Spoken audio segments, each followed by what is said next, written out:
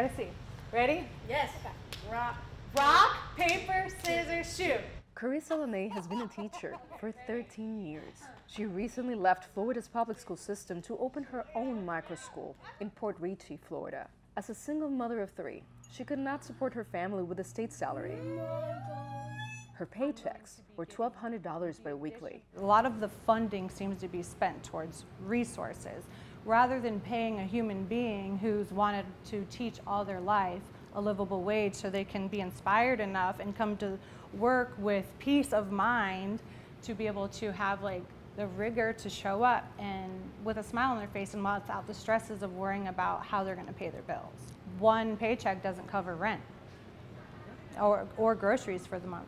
Florida ranks 50th in the country for average teacher salary, according to a recent report by the National Education Association. The only state with a lower average salary is West Virginia. This report sharply contrasts with the governor's claim that Florida is a #1 in the country for education.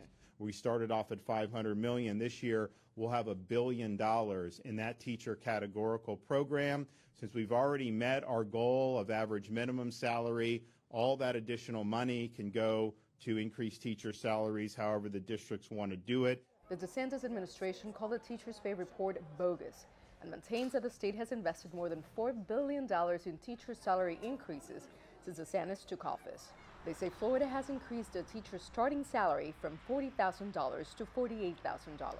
The state also accused unions of misreporting teachers' pay and stalling negotiations. Look, what we know is that beginning teacher pay in Florida has advanced, but not pay for teachers with 10, 15, 20, 25, even 30 years of experience. And that's why we're seeing the worst teacher and staff shortage we've ever seen.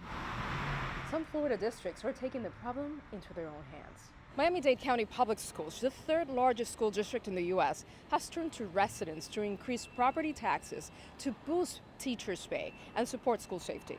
This report comes as districts across the state struggle to hire and retain teachers amidst a sharp increase in Florida's cost of living. Nitza, Soledad, Perez, CGTN, Miami.